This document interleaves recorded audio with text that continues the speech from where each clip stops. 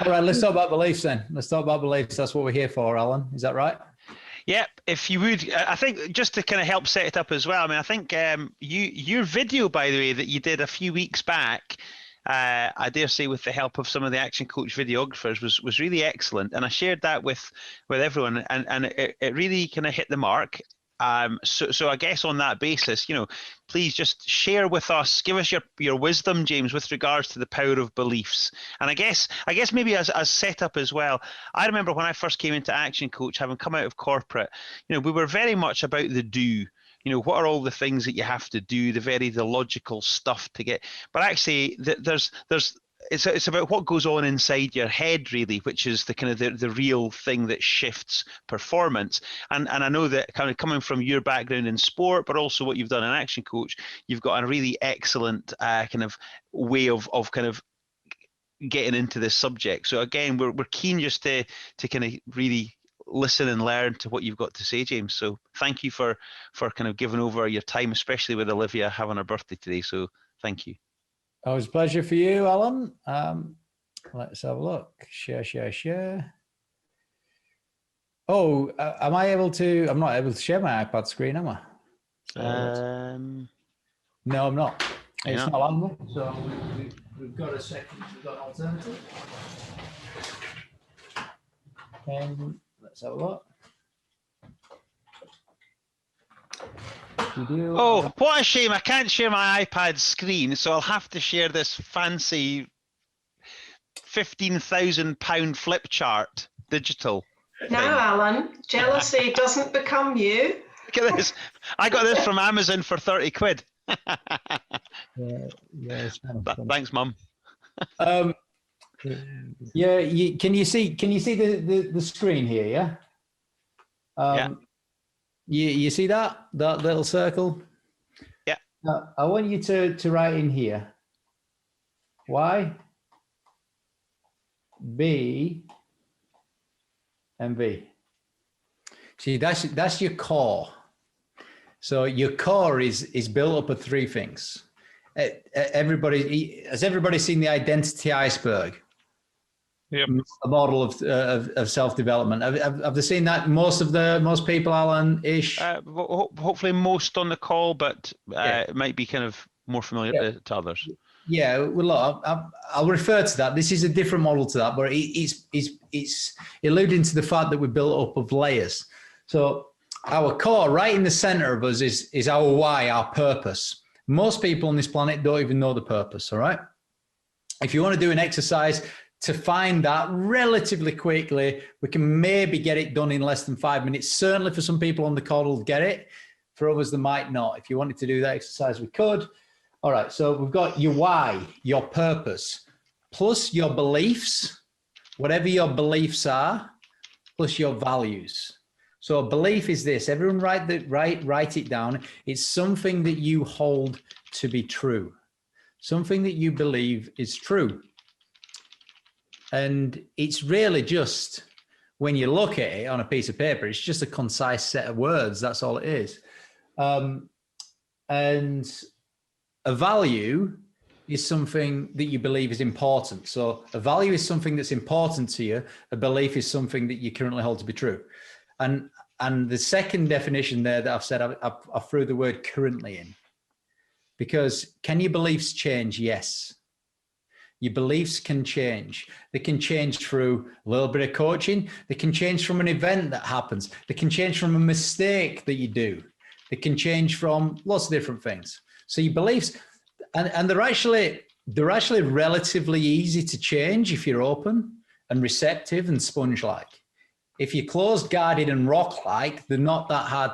They're a lot harder to change. Your values is something that's important to you. So put your hand up if you value family. Put your hand up if you value time. For those people that put their hand up if they value time, who's working more than 50 hours a week? Are you lot? Okay, so the more you value time, the more productive you'll become within your time. Okay, just get into your head with that. I'll let that one explode or seed plant or whatever it is. So we've got your why, your beliefs, and your values in the middle. The next layer This is your abilities. An ability. Everybody has an ability of, and the whole list can go on. So I could rattle off a whole list of skills now. Stuff like marketing, stuff like communication, stuff like sales, stuff like questioning, stuff like listenings. All these kind of skills, could rattle them off. So just having the skill of questioning is different to having a very, very deep, strong ability that's been honed over years. So what happens with how you develop abilities are this: T, E, F. Time, effort, focus. With time, appropriate dedicated time, appropriate dedicated effort, and appropriate dedicated focus, you can develop your abilities of anything. And I'm going to draw another ring, but I'm going to come back to this TEF, right? Let's draw another ring here. And the outer layer, these are skills. So we've got skills on the outside. How do you develop skills? T, E, F. Time, effort, and focus. Skills are very, very linked to an ability, but they're different. You see, a skill, anybody can learn a skill. The way you learn a skill is just put some time in, put some effort in, put some focus in, then you can learn it. You can learn how to sell, you can learn how to question, you can learn how to listen. And that can take minutes, write this down, minutes, hours, days, maybe weeks to learn skills. Just takes minutes, hours, days, or weeks, combination of, and you can learn a whole host of new skills. Abilities are different. Your ability is honed in skills. So I learned how to coach when I was young. You know, I'm 40-year-old now, probably got about 45,000 hours of deliberate coaching practice done. So my ability to coach now is much greater than what it was, 20 years ago. It's much greater. So my ability has got stronger, even though it's just a skill. Ali, fingers up. So is ability the application of skills? Yeah, consistently. So an ability is derived over months and years. You got to think of it months and years, and it's deliberate practice. There's a guy called Erickson. He wrote a theory, and he can prove it as well through science, called the 10,000 hour rule. Anybody heard of that? The 10,000 hour rule. In order to become an expert in any area, you need to apply 10,000 hours of deliberate practice. So do 10,000 hours of keepy uppies. Kicking a football in the air. Just do 10,000 hours and you're going to be an expert at keepy ups. Your ability is going to be pretty strong at that point, but it requires deliberate practice. You can't do it and be unfocused, because that doesn't fall under deliberate. It's focused practice. So all abilities can be developed there. Now, why am I even showing you this? We had to talk about beliefs. Well, because the best coaches on the planet that do this, they coach people from inside out. Number one is to get into the core. They understand, they get your purpose very, very clear. And they get your philosophy very, very clear. And your philosophy is a combination of your purpose, your beliefs, and your values. It's the way you see the world. So they get very super clear on the philosophy. Put your hand up if you heard Jim Rohn talk about your philosophy. Ali, you've been reading it and listening to Jim Rohn, so he'll talk about your philosophy. What does he say about it? Do you know? Do you remember? It's almost how you approach everything that happens to you on a daily basis. It's how you approach everything that happens to you on a daily basis. So when you understand your approach to life, your way of being, why you're doing what you're doing, what your beliefs are, what your values are, then you got to say, right, what are the key things and abilities that I've got to develop over the next however many years? It could be relationship building. Building relationships is a skill. But some people on here have got a stronger ability than other people. It's quite easy to learn the skills, but develop your abilities is different. So then you've got to work out what the abilities you got to hone in, and then later on start developing greater skills and adapting the skill range and et cetera, et cetera. Now, a much slower, you'll never achieve your potential if you focus outside in. So focusing on the outside, the skills first, no, it's not going to work. It's going to get you a little bit better and it's going to fix a little bit more. But for example, who knows how to analyze a balance sheet and a P&L? Who knows how to do that? Val, it's a good one for Val, isn't it? She knows how to do that. Okay, so we can learn some skills. You can come to a course for a day and you can learn some skills, and then, you know, you've been on that course, and then later on you get back and a month later, you're not doing anything with it, not using anything with it. It's because you've not got an appetite for it. You've not built a belief system around it. You've not built your belief system around it. When you build that belief system around it and it starts to affect the way that you're even thinking about finance. Oh my God, look at that. I didn't realize that my balance sheet was so important, you know, and by the way, that's very common right now. There's lots of business owners out there that take bounce back loans, Sybil's loans, etc. We've got a bit of money in the bank. Woo-hoo! It's all right, isn't it? It's this kind of false positivity, false optimism. Oh, the bank, we've got 150 grand in the bank. Show me your balance sheet. You're just taking 250 grand. If you hadn't taken that 250 grand, you're minus 100. You know you got to pay that one back. So that whole attitude of personal development is you've got to, once you develop that appetite for it and you allow the new skill ranges that you're developing to start shifting your belief system, it all changes because you start thinking about things differently. And that stuff that you just learned, you start using it every single day. You allow it into what you do all of the time. It's quite, and look, it's a very simple way of cutting a human being in half because that's all it is. You've got the middle, then another layer, and then the outside layer that the kind of people see. I could allude to an identity iceberg if we ever need to at any stage of the conversation. Alan, let's just do a check-in. Let's just do a check-in now. What does any of this mean to you? Who still thinks it's a little bit like double Dutch? Because sometimes when you're going through this, you have to hear it kind of several times. My job is to repeat consistently. Because it's all right that I'm saying it. You got to get it. Ali, what are you thinking? Sorry, I was waving to somebody who was leaving at the office. All right. But actually, I totally agree with what you're saying. I mean, two beliefs I have, for example, is no matter what happens to me, I will always be successful. And 80 years is the gift. 80 years is the gift. It reminds us of another famous quote, does the gift. Do you remember the other famous quote? Surely I've said that one in front of you about a gift. Possibly, but remind me. Yesterday is history and tomorrow is a mystery. Okay. Yeah. Today's a gift. Ugwai from Kung Fu Panda. Yeah, you got it. You see? You got it, man.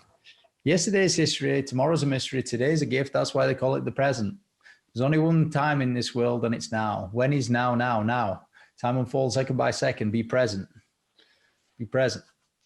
And actually, there's these other stuff I've been reading. The older you get, the faster time goes, apparently. How is that even true? You know, but look, we're getting nods. We're getting nods from people. Katie, she's the youngest of the bunch. She doesn't get what we're saying here. You know, when you're young, we got Alex there, we got Graham here and Rob. When you're young, you're invincible, aren't you? that kind of cloak of invincibility, it kind of begins to diminish, and you start to appreciate things a little bit more when you get older. And when you start understanding your beliefs, it's you basically, that understanding your beliefs is the entry point to understanding yourself, by the way. It's the entry point.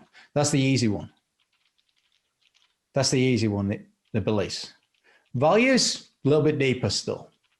Because you can change your beliefs. So certain things can happen to you where it starts to shift your way of thinking, and your beliefs start to change. You can read a book. Let's just move this on here. There's a coach in ActionCOACH called Andy Hemming. Does anyone know Andy Hemming? Have you ever heard him for one of your sessions? So No, I haven't. If that's your way of looking at the world now, this is the sum of your knowledge, okay? That's your paradigm, as Stephen Covey would call it. This is your way of looking at the world. All right, Mr. Covey calls it a paradigm. And what happens when you read a book is this. Let's get an orange one. You learn something. You get this little nodule that sort of bolts on to your current knowledge. It's like, whoa.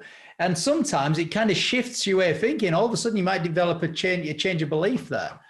And then you read another book, or you get a coaching session from Alan, or you come on something like this, or you go on one of the ActionCOACH events and you learn something else and something else and something else and something else. And eventually enough of these things start to happen. And what starts to work out, you start connecting them. And it's only when you connect all of these new learnings that you get this paradigm shift.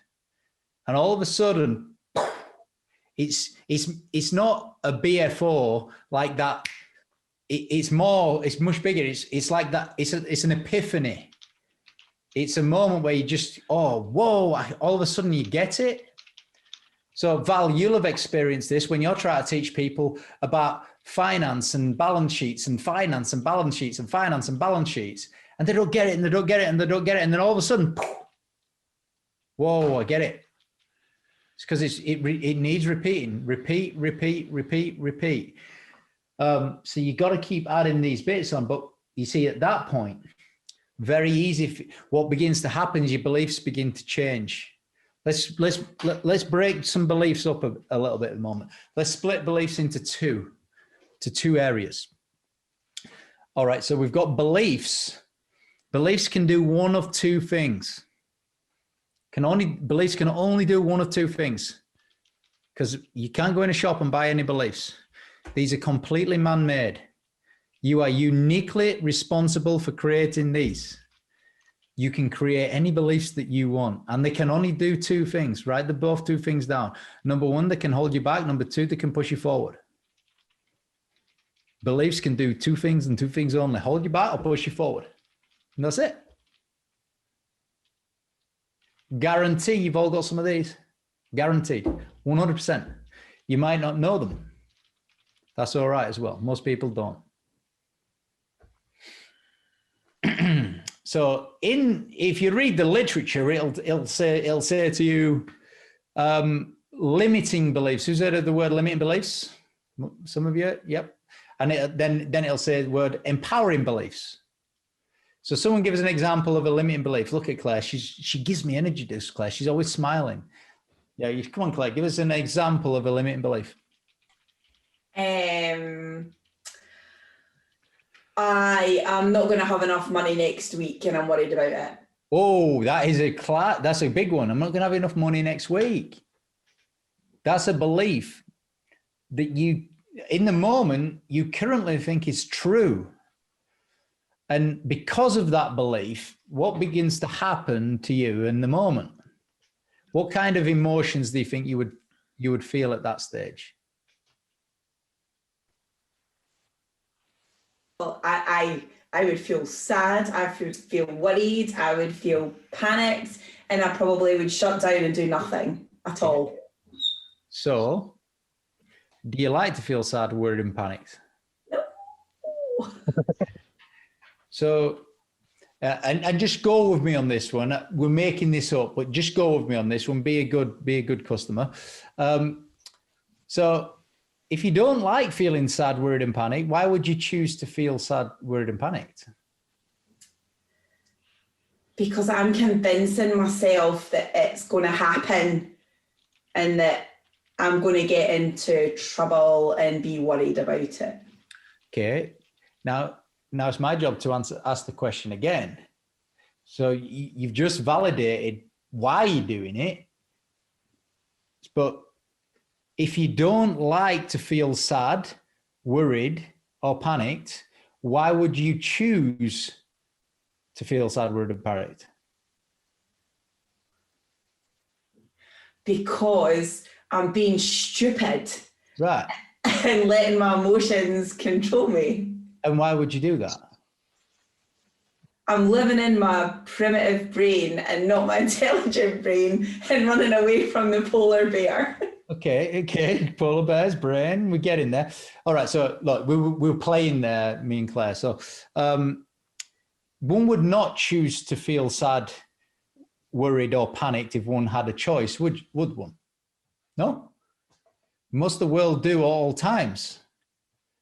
And usually the sort of the common answer comes like this: put your hand up if you'd have said, but I don't choose that. Put your hand up if you'd have said that. Just if you're thinking that's Rob, he's yeah, I don't choose. All right, so which is common. And this next answer gets everyone, the next point gets everyone with this. So, all right, so if you didn't choose, who did? Who's choosing how you feel then? If you're not, but I didn't choose to feel sad, worried, and panicked. So who did? Who made you choose that? Who put a gun to your head and said, you got to feel sad, worried, and panicked? We get to the mother of all here. Personal mastery is about one thing: right thought. Your thoughts are determined by your beliefs. Your beliefs create your behaviors, which create your results. Behaviors are like a sum of decisions and actions. Your beliefs create your behaviors, which create your results. If you don't like to feel sad, choose not. Change your thinking. You can only change your thinking if you change your believing. Your beliefs directly impact your thoughts. Your thoughts are the starting point. And anyone who's been on my sessions, I'm very, very consistent with sharing the important stuff, because here you will have seen me draw this one before. Let's just pull that over here a little bit so it's in screen. Move the whole thing over. Okay, so we got thoughts here. All right.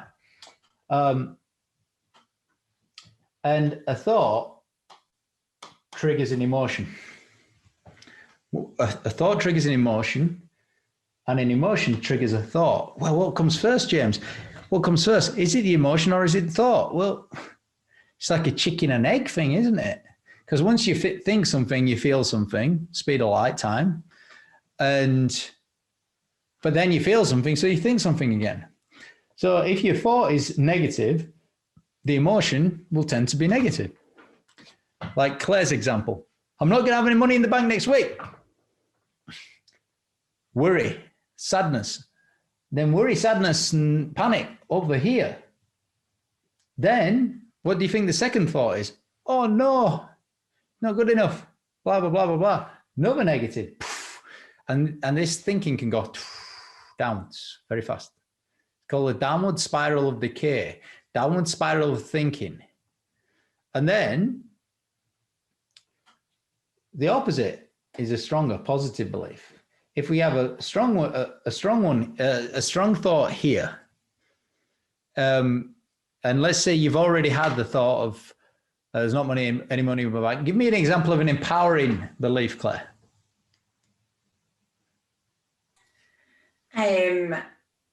is that everything's always been all right before. I've survived all of my bad days with 100% success rate. So what's going to be any different about next week?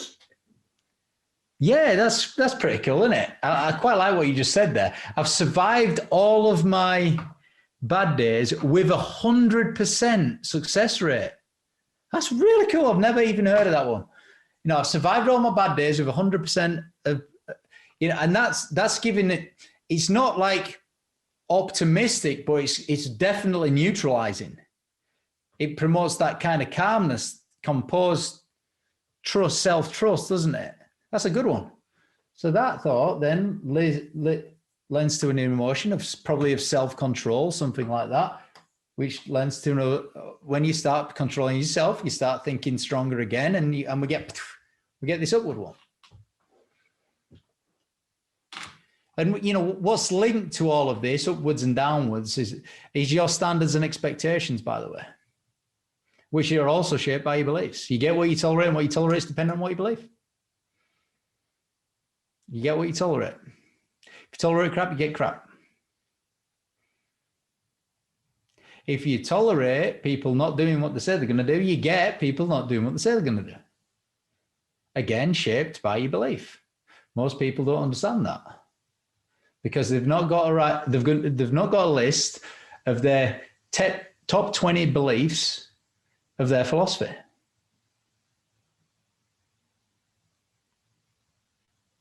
I believe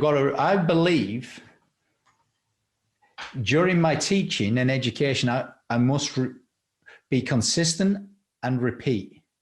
I believe that. I currently believe that. That's one of my beliefs. So because I believe that, what do you think my kind of behaviors are? It means I repeat. It means I'm consistent. Because I believe it, it's on the list. What's on your list? Make the list of all of your beliefs. And it's really easy to do. You can just give it headings. Look at Ali, he's got his hand on his chin, he's thinking here, he's in deep thought. Even decision making. Actually, hand on chin is decision making body language. Give us it, Alan.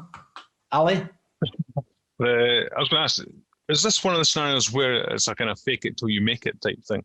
Almost like where you have to believe that these are your beliefs for them to become your beliefs. Right, couple of things. You can't kid yourself. I get the fake it till you make it concept. Completely get it. But there's one person in this world you cannot kid, and it's yourself. Because always deep down inside, you know. So we get this because when you know, but you're faking it, that's called denial. But it's got an interesting word at the front of it because it's an optimistic denial. It's not a pessimistic. It's not a brutal ignorance. I mean, there's ignorant denial, which is, far worse. But there's an optimistic denial because that fake it till you make it mentality, you can't kid yourself. Now, if you're doing it but you believe you'll get through and you'll push through it, it can work. If you believe. Matt Borden, he's a psychologist for English Institute of Sport. He mentored Dave Brailsford rowing team through 2008, 2012 Olympics. He gave me some advice in 2006. And he said this. He said, James, look, if you want to become a performance director, which I am, my RAS was set back there. I'm going to give you some advice. This is because he's seen all the best top performance directors and all of the ones that don't make it. He says, this is it. He said, doesn't matter what your vision is. Doesn't matter what the strategy is. Doesn't matter. All that matters is you and everyone around you believe it's the right thing. But that's all that matters. Just get everyone believing it. James, just get everybody believing it. And it doesn't matter. It will work. That advice I was given in 2006 by a very, very influential person, which obviously then gone and shaped my beliefs. Alan Smith, vouch for me on this. You see the way I communicate internally in Action Coach and mentor and communicate. And is there any kind of philosophy of getting everybody to believe it going on in there? You're very strong in how you communicate, and I think what you've generated within the Action Coach community, not just in the UK but I guess across the world, is you're a straightforward guy. You believe what you say, and actually people get a ton of value from what you've got to share. So I think from that point of view, people get taken, that get taken on the same journey as you're taking people on, which is, one of belief and actually it's possible. So does that answer your question, James? Kind of. Well, Yvonne, you're seeing it from a distance. See, my job is kind of I want to say this. I want to say instill, because part of belief, developing belief, is instilling. But I can't instill it in others. You have to instill it in you. I can instill belief in me. You have to instill belief in you. But I can encourage. I like the DEI philosophy on leadership. So write down DEI. There are some things that as a leader, you can demand. D. There are some things you can demand. Let's go there first. Right. So part of my philosophy here, and I've got beliefs on this. These are, I'll share you the beliefs here. So success falls under this category. If you work with me, I demand that you'll be successful. It's actually, it's not the E, it's not the I, it's a demand. And the more I demand this of myself, here's a belief, this is a belief. The more I demand success of myself, the more I'll demand that of others around me. That's a belief that I currently have. I've had that for a number of years. I share that, especially on text messages, I share that one. And I say it back to people like this. So when a client or when a coach says, oh, they've done this really well, I congratulate them back. And I usually do it in a text, and it's kind of an aloof comment. This is great, Alan. Keep demanding this level of success around you. Then you'll demand it from everyone that you work with.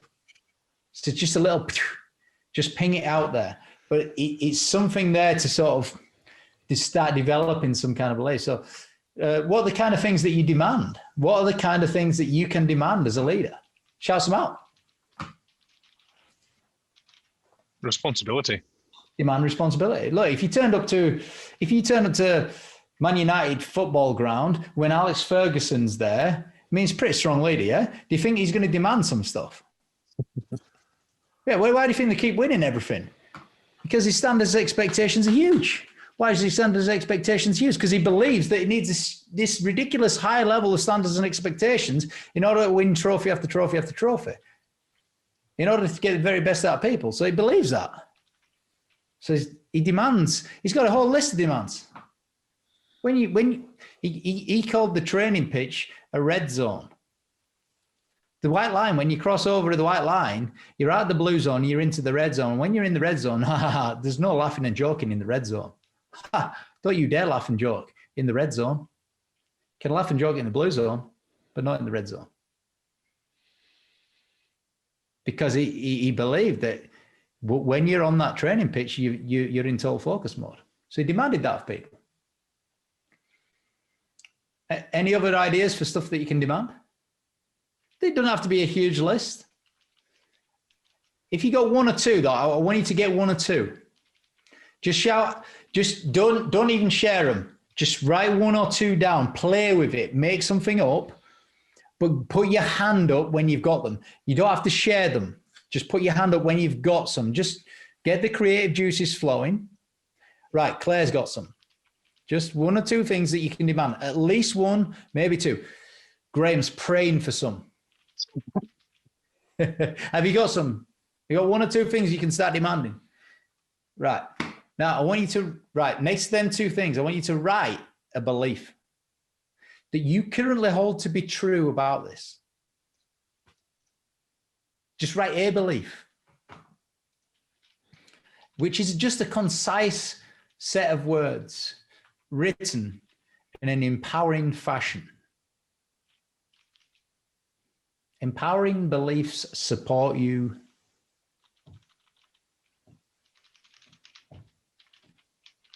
A very common one when you're learning this stuff is this one. There is no failure, there's only feedback, which is a belief. I believe there is no failure. James, sorry, Matt, go on, please finish. No, you carry on. I was going to say, I'm just wondering if it might be helpful if anyone does want to share what they've written down, just to get to help others, because I think it's. Does anyone want to share anything that you've written down? Hey, no one wants. We can just pick on them. Well, I'm happy to share what I have. Yeah, go on then. Share it. So the one of mine is that you're responsible for two things in your life. You're responsible for yourself and you're responsible for others. You're responsible for others. That goes against some of my beliefs. But there's no right and wrong in this world. If you believe it, it'll work. If you believe it, it will work. That's all. You just got to believe it wholeheartedly, and all of those around you. I used to believe this because I'm a coach. I coach other people to success. I win when they win. If they lose, I lose. So that was my philosophy, and it took me to a very high level in coaching. It was my philosophy. If you win, I win. Then one day something happened to me, and I completely flipped it, because one of my mentors at the time, Patrick Duffy, he said to me, it's not so true that, because you're always attaching your success to others, James. That's not true. You're successful in your own right. And what I realized was, why did people want to go to play for Man United? I'm not a Man United fan. Why did people want to go play for Man United? Because they knew they would win. Why? Because Alex Ferguson was a winner. If he wins, they win. So overnight, I flipped it. If I win, you win. In fact, the more I win, the more everyone else wins, which becomes very, very self-empowering. Now, there's a Jim Rohn bit. I will look after me for you if you look after you for me. That's a Jim Rohn phrase. It's one that gets you thinking a little bit deeper. But Jurgen Klopp's got it at Liverpool now. Why do you think people want to go play for Liverpool? Because they're not going to win. Why do they want to be managed by Jurgen Klopp? Because they know they're going to get better. Straight away. The more successful you become, the more others can become.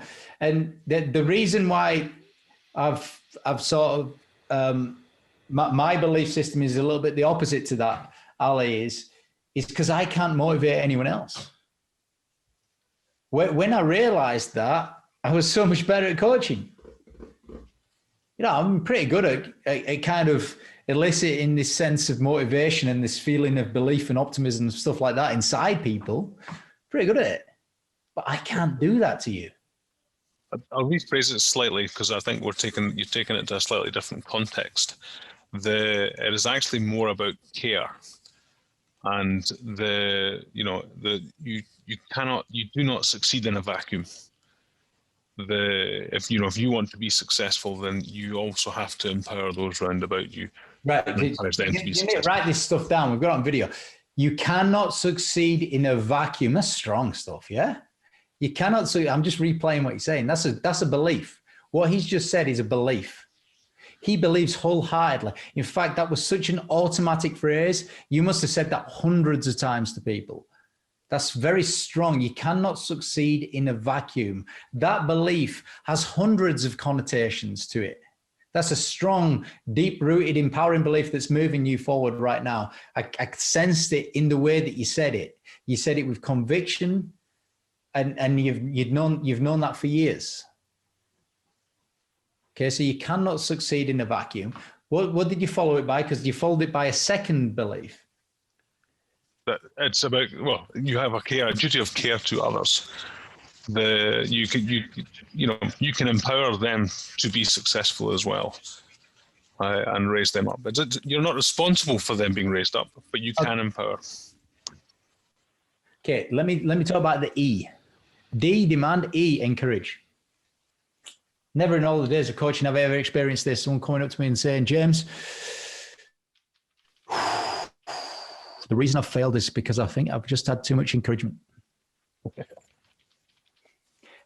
And I did learn that from someone else. So I've copied that phrase from someone else, but it got me thinking at the time. It was a guy called Paul McGee, it was, who said it.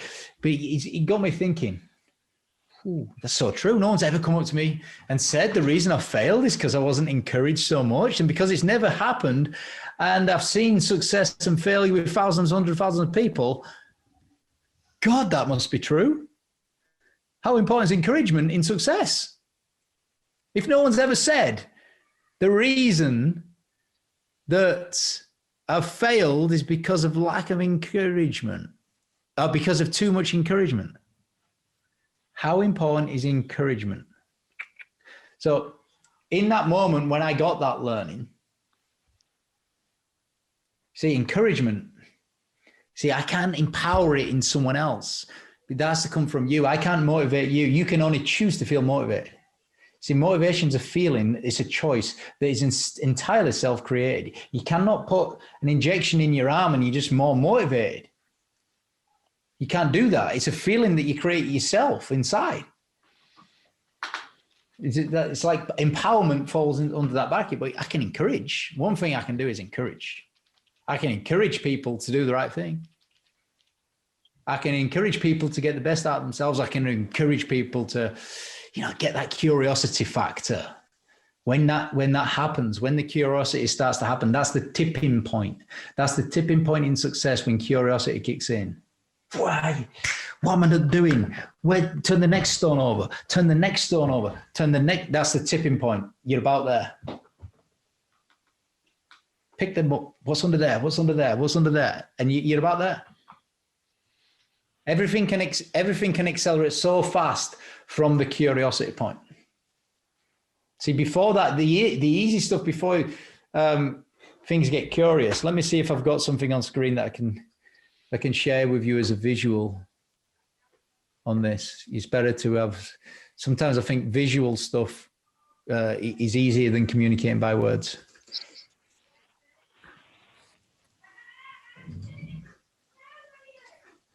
Oh, let's set that slideshow up so it doesn't do that. Here we go. Share screen. Right, you should be seeing my screen now, just a blank page. Let's pull this over. Are we all right for another 5 minutes or 10 minutes or so like that? Is everybody all right for that ish? Yeah. Keep going, James. So who wants to put your hand up if you want a better quality of life? It's a bit of a stupid question, really, yeah? Everyone does. We're seeking pleasure and avoiding pain, James. Stop being stupid. You all want a better quality of life. Everyone wants that. Well, where does it start? It starts here. You get the right quality of teacher, mentor, educator, someone who's going to stretch your thinking, push you, challenge you. That's where it starts, because you can't do this by yourself. You can't do this by yourself for this reason. Willpower's not enough. You human beings, the will to be comfort, and the will to have the margarita, and the will to have the beer, and the will to have the biscuit, and all of this kind of stuff is built in.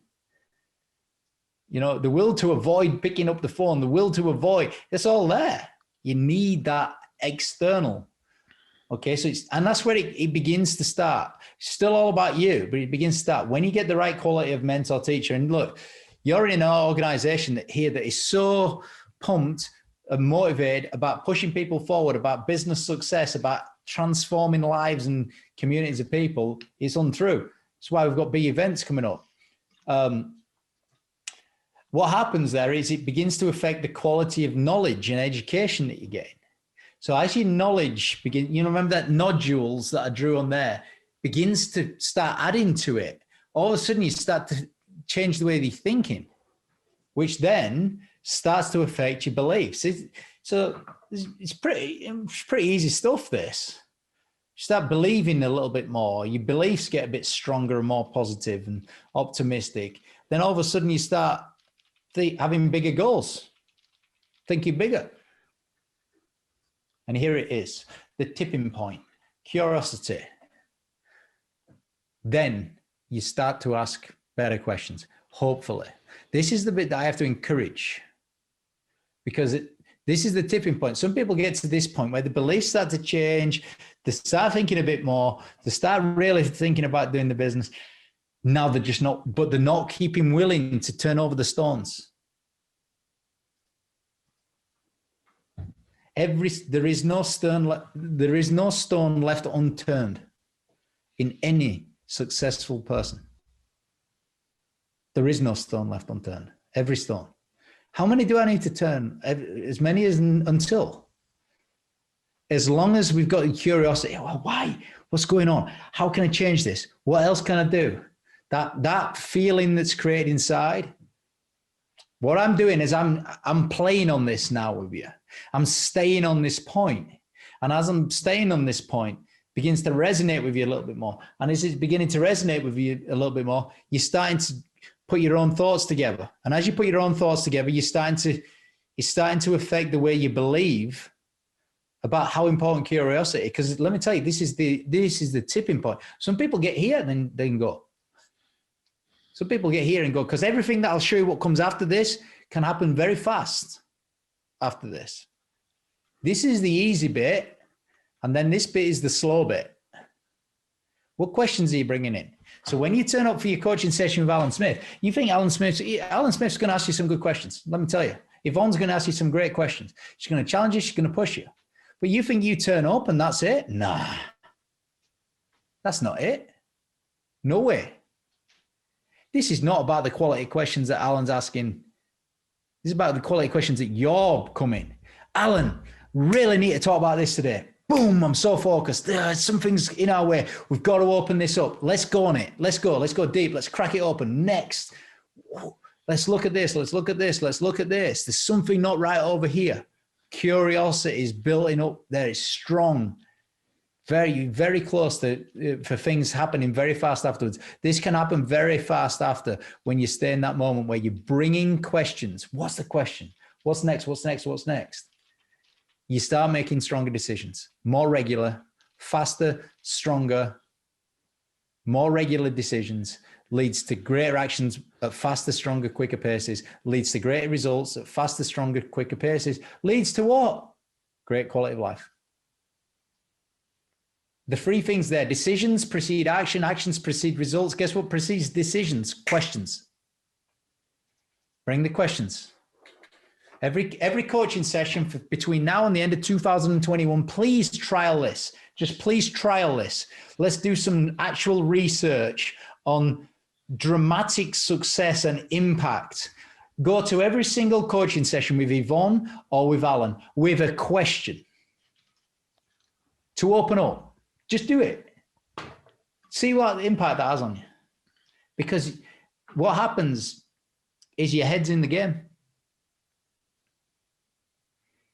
Your head's in the game at that point.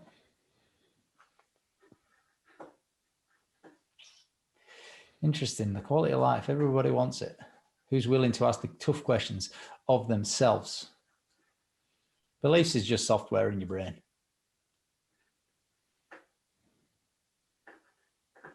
You can create a rapid breakthrough when you transform your belief sets. I can is a good phrase. I choose is a good phrase. I will is a good phrase. I am is a good phrase. Self-talk things that, you know, the way that you talk to yourself. And when something doesn't go so right, you can say, well, what does that say about me and my beliefs? What does that say?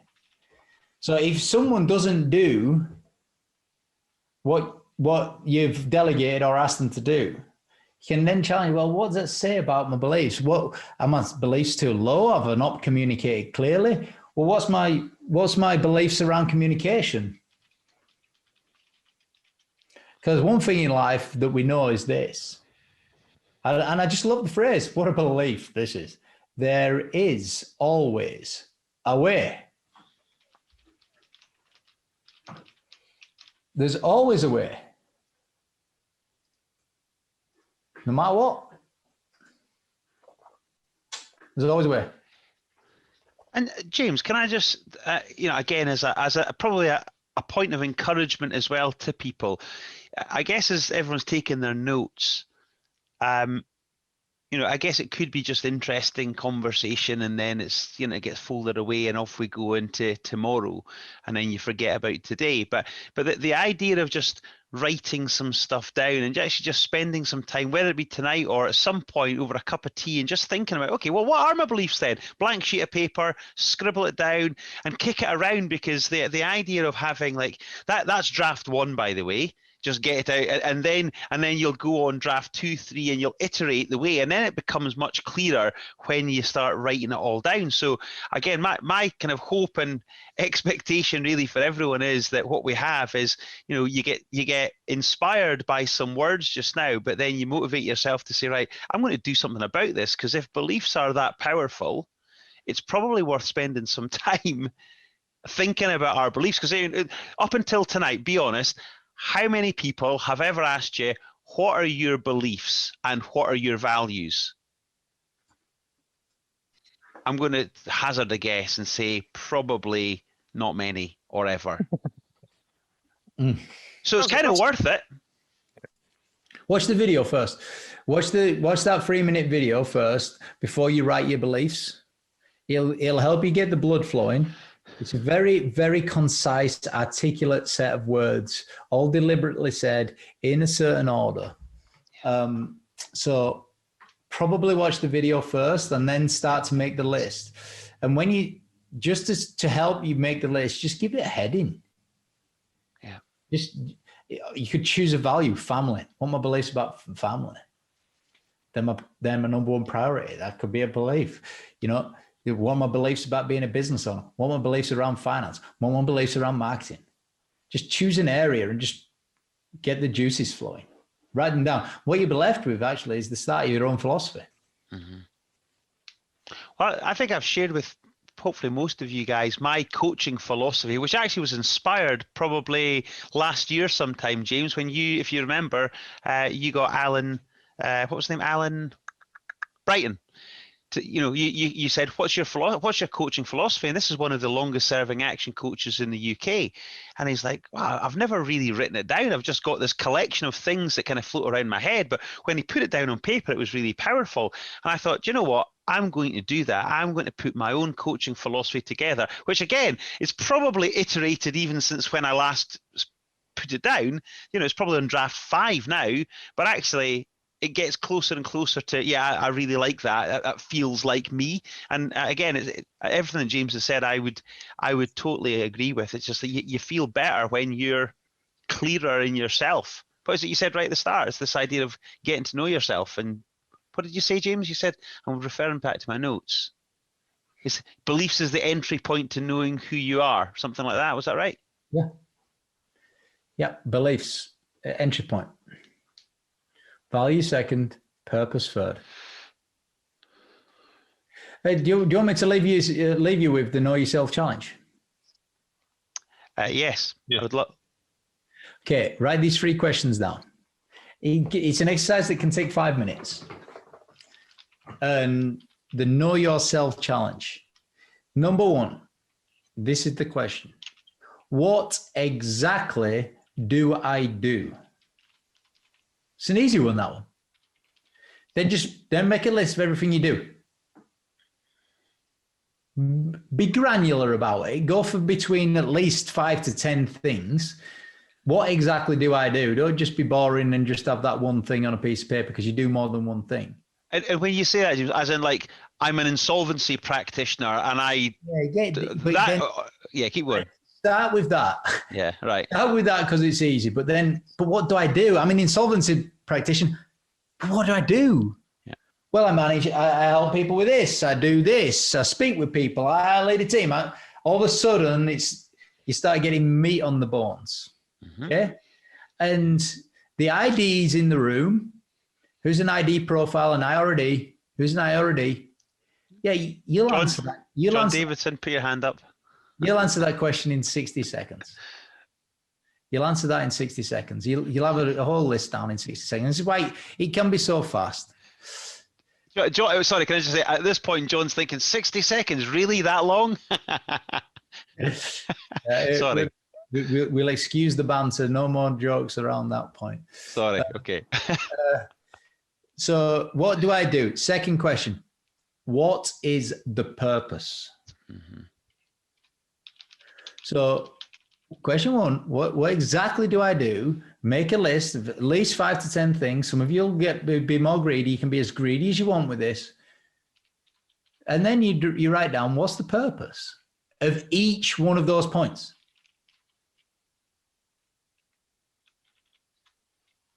And then question number 3. What makes my heart soar? It's as in soar into the sky, not as in hurt. Right? SOAR. What makes my heart soar? And just write down. Now, but you must answer. It's easy to answer question 3 once you've answered question 2. It's easy to answer question 2 when you've answered question 1. And then at the end of it, if there is a clear purpose standing out, see, I did this on myself. And you know what I was left with for my purpose is this: to make good things happen. That's it. So when I sign off on presentations, when I sign off on sometimes on videos that are made, it'll just say that, just make good things happen. Because I knew at the end of it, that's my purpose. That's all I'm doing. Why am I speaking to you today? To make good things happen. That's it. And when I realized that that's my purpose, everything else is easy. Everything else is easy. And some of you, I can't guarantee it, but I guarantee that someone on here, they'll do that exercise and you'll just have that epiphany. You'll just go, that's it. That's my purpose. You might have even got it as we speak. Okay. Should we do the biggest learning and rush it out and off we go? I think, yeah, absolutely. So you've certainly made good things happen. What can we just in the chat box? No, let's do a quick round the room. Biggest learning, please, folks. Again, whoever wants to start and then hand it over to someone else. But who wants to start?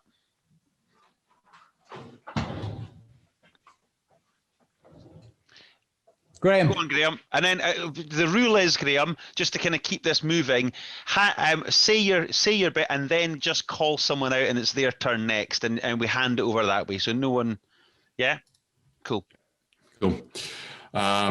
So the bit about quality of questions and the bit about that it's being the tipping point, and then specifically, if I'm struggling, I'm not asking the right questions yet. Or if I'm struggling, then I may have stopped asking the questions entirely. So I found that pretty hard hitting. And I will pass it to Rob. Oh, come off mute, Rob. Thanks for that, Graham. Yeah, for me, it was probably the beliefs and whether it holds you back or push you forward. And it was quite a timely one for me because I had a session with Claire, a bit of a coaching session with Claire this afternoon, and we were just talking on that very point. So I was quite hard hitting that one, and I've got some homework to do on that. But I think at the moment, definitely holding me back, where usually it would push me forward. So I just need to kind of reverse that. So I know what I need to do, I think. So that was a real good realization for me. So I really appreciate that one. I'm going to pass that over to Alex. So yeah, I guess it's not the biggest learner, but the biggest reminder for me is like, I know I should do to-do lists for tomorrow. Like I know I should. I'm like, I should just do a to-do list. And then I would enter the day like straight away and just know what to do, but I'm just so bad at it. Yeah, I'm just so bad at it. By the way, I can't do it. I've got these radars. You know, an ant has got radars that picks up stuff. Yeah, I've got these radars that start going bing, bing, bing, bing, bing every time I hear a limiting belief. All right, so every time I hear that, I'm too well attuned to it. Most people aren't. So when I'm just so bad at it is a limiting belief.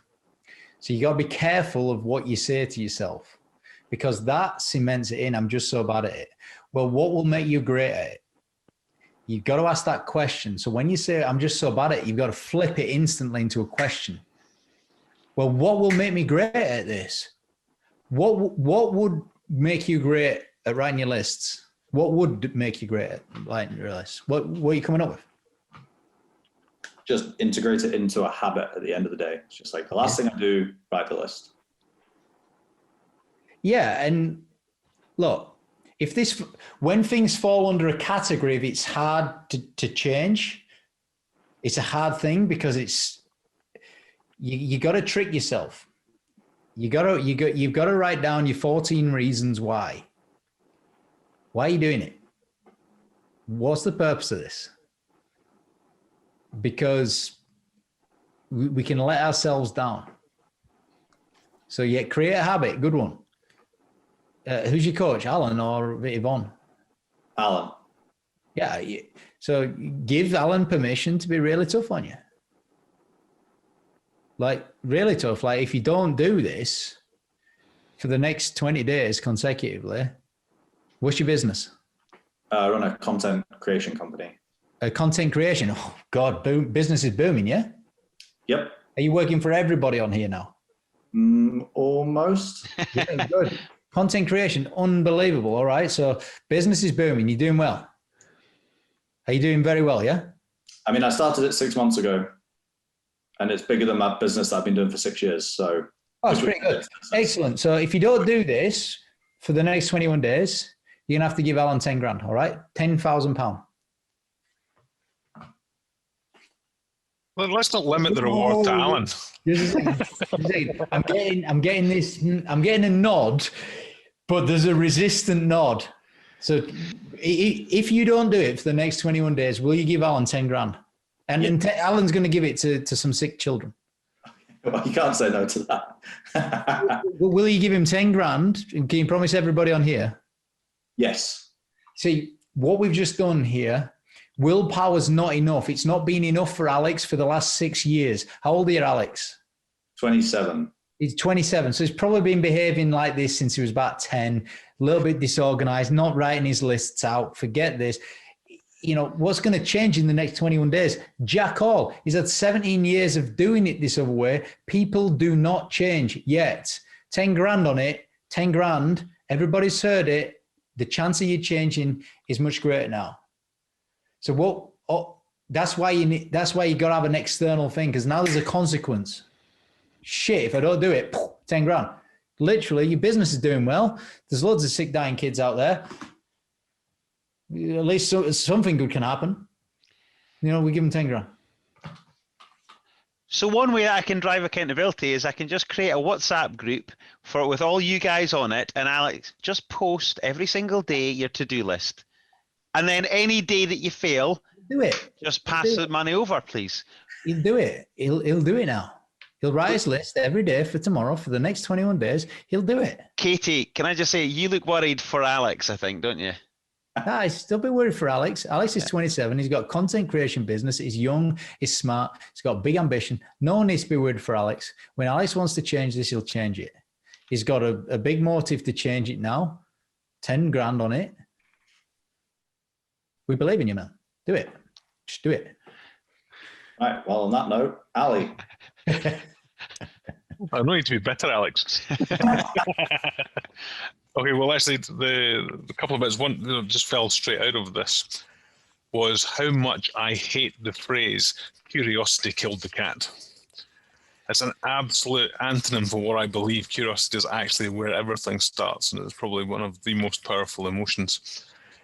I like to bet on demand, actually demanding success and courage. Just what was I? Instill. Some things you demand, some things you encourage, some things you instill. Cool. Instilling requires a different set of procedures and follow-up to encouraging. Encouraging requires a different set of procedures and follow-up to demand, and demanding is different again. So there's a whole different nature that goes with each one. Now, I did an exercise previously, and one of the core values that came out of that, or from an identity point of view, was catalyst. So causing change rather than being any particular direction. It was more like shaking up the status quo. Cool. Love it. Great share.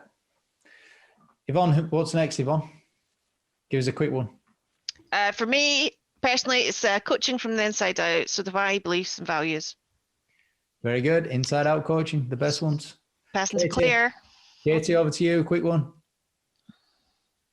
There was two for me. One was you get what you tolerate, and the other one was the thought and emotion and how they bounce off each other and go round and round together. Okay, just deepen the tolerate. You get what you tolerate, and what you tolerate is. How does that sentence finish? What you get. It's like that's like a rhyme or something. Isn't it? You get what you tolerate, and what you tolerate is dependent on your standards. Yeah, what you believe.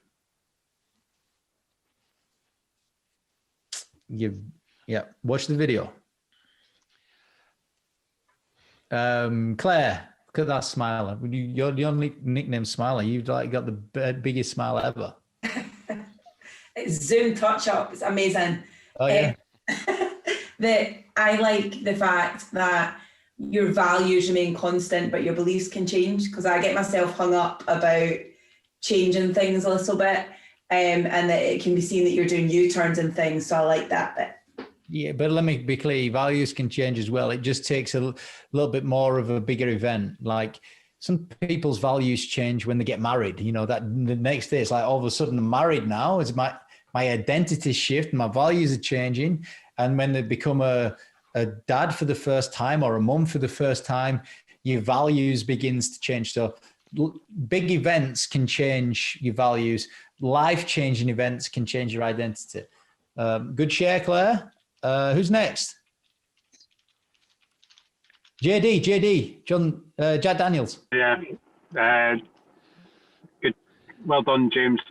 Just, I guess it's I keep forgetting that you need to repeat to the team, and I've kind of lost that a little bit recently, you know, with people remote and whatnot. So I'm just going to hammer that home. You know, and you say to everyone once or twice, but then you actually need to say it. I think, is it 16 times, James, that before people, or is it 21 times? 21 days for Alex to not lose his 10 grand, yeah?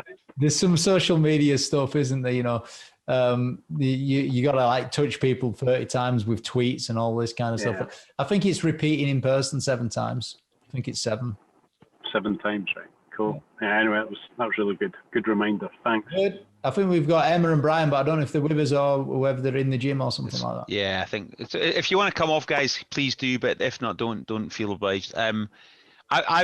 My one, I like the nodules and the kind of connection of the nodules around the current learning or current knowledge. So brilliant. I've also, just whilst we've been kind of going around the room here, I've just set up a WhatsApp group called 10K Fine or a Daily To Do. It's got all of you in here. Katie, I don't have your mobile, so you're not on it, but you can happily be. And Brian, similarly, you're not on it because I don't have your mobile. But Alex, get going, man. Where's the to-do list? So, no, on a serious, we are genuinely serious about that. Make it a to achieve list. Yeah. Make it to achieve list. You know, it's much better to write, instead of a to-do list like call Richard at 12 o'clock. It's much better to say close Richard onto a 12-month content creation program. You see, you're going from that's you want to achieve that rather than a to-do list. It's much better to write in that context when you write your to-do list. ActionCOACH actually don't believe in to-do lists. We believe in to achieve lists. So much better to write it in that context. That's what that says. If you've got a meeting, when you've got team meeting, don't write team meeting. What's the outcome? Individual shared responsibility created in the team meeting. Just write your outcome. Just focus your brain, and you just attract it all properly then. Yeah, you'll do that 21 times. Of course you will. And then you'll get it. Good man. Right. Thank you. Has everyone had a chance? Yes, everyone had. James, you said that you wanted to make good things happen. So again, genuinely, you've given us more time than I think we initially had scheduled for. It's also your daughter's birthday, so we hope she has a good time. But again, if everyone just wants to show their appreciation, that was brilliant. Really good. Awesome stuff, guys. You're a star. Thank you. Cheers, James, and thanks everyone. Enjoy the evening. See you all tomorrow or the next few days. Take care. Thanks a lot. Bye. Thanks, James. Bye. See you, John. Cheers. Thank you. Cheers, guys. Cheers, Brian. Take care.